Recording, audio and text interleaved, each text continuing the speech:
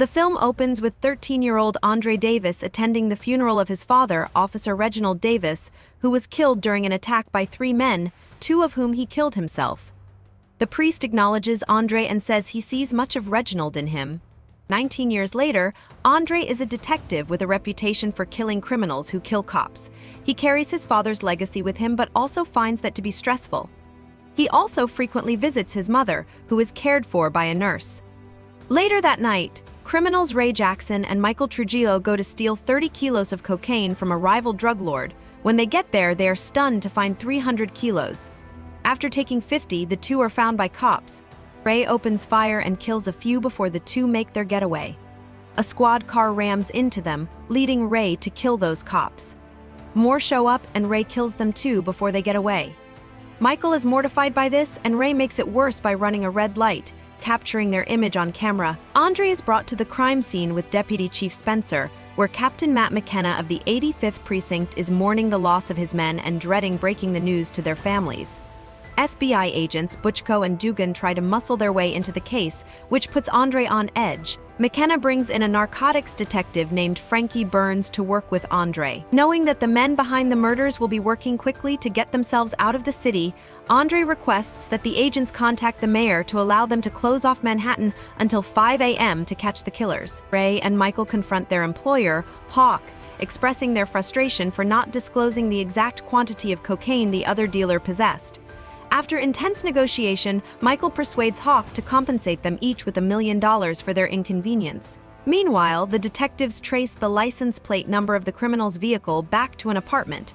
They confront the occupants, discovering that Leigh, one of the residents, is the former girlfriend of Toriano Bush, the car's owner who involved Ray and Michael in the situation.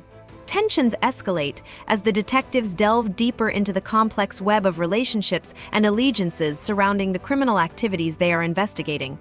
Leigh says Bush wouldn't have killed the cops, but she identifies Ray as the perp, while Michael is the younger brother of Ray's old army friend who was killed in Iraq. Their names and faces are spread over the news, which leads the men to realize they need a new plan to get out of the city.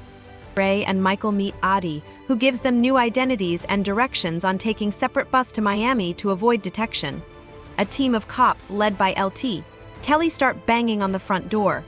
In a tense confrontation, when Adi inquires about their precinct, Kelly swiftly shoots him through the peephole, fatally injuring him.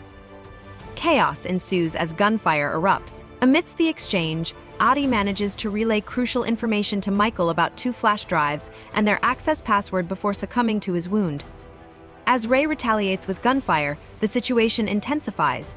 Simultaneously, Butchko and Dugan track down Bush in a nightclub. With little warning, they confront him, claiming self-defense as Butchko shoots and fatally wounds Bush, alleging that Bush had drawn his weapon first. The escalating violence underscores the high stakes and intricate dynamics at play in their pursuit of justice. Andre and Burns arrive at the scene, with Butchko instigating a fight with Andre that leads to Andre socking him in the face. Andre also managed to catch Butchko planting a gun on Bush. The detectives track Ray and Michael to a building in the meatpacking district. Andre catches Ray and gets him in a standoff.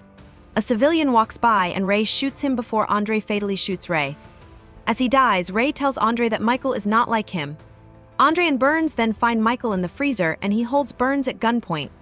As Andre attempts to talk him down, Michael notes the suspicions involving the cops in the case, such as the deliberate omission of information regarding how much cocaine they were to steal, as well as how Kelly and his men just opened fire into Adi's apartment without a word. Michael lets Burns go by slips out. Burns scolds Andre for not shooting Michael when he got the chance. Michael sneaks into an apartment and forces a man at gunpoint to let him use the computer to access the flash drives. There, Michael discovers documents of everyone involved in the drug ring, including cops from the 85th Precinct. As Michael darted through the dimly lit subway tunnels, the echoes of his footsteps reverberated, amplifying the urgency of his flight. Andre, determined and relentless, pursued him with unwavering resolve.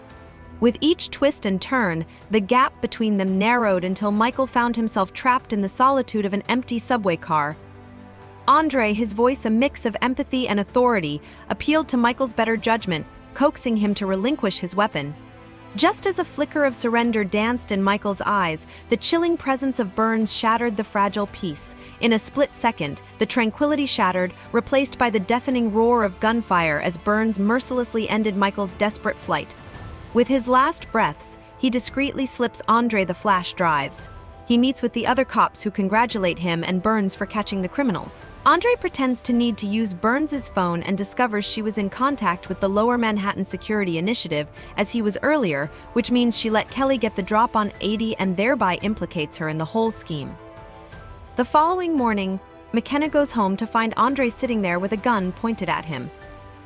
Amidst the shadows of confession, McKenna's admission tainted the room with the stench of betrayal. His justification, a feeble attempt to cloak his crimes in the guise of noble intentions, fell on deaf ears. Andre's heart, hardened by the relentless pursuit of justice, refused to yield an ounce of sympathy. Memories of his father's cold-blooded murder resurfaced, fueling the fire of vengeance within him. In a cruel twist of fate, Kelly, Butchko, and Dugan materialized, their weapons poised for retribution. Through the fractured pane of a window, Andre's bullet found its mark, silencing Kelly's threat. Butchko and Dugan met their demise within the confines of the house, their ambitions extinguished by Andre's unyielding resolve. McKenna, offered a fleeting chance at redemption, met his fate with defiance, succumbing to the finality of Andre's righteous judgment. Burns then shows up and aims her gun at Andre. He tells her that no matter what she does, he already copied the drives and exposed her and the other officers' culpability. He reminds her that if she kills him, she gets life in prison and her daughter will grow up without her. Burns tearfully surrenders and Andre escorts her outside to get arrested as other cops arrive.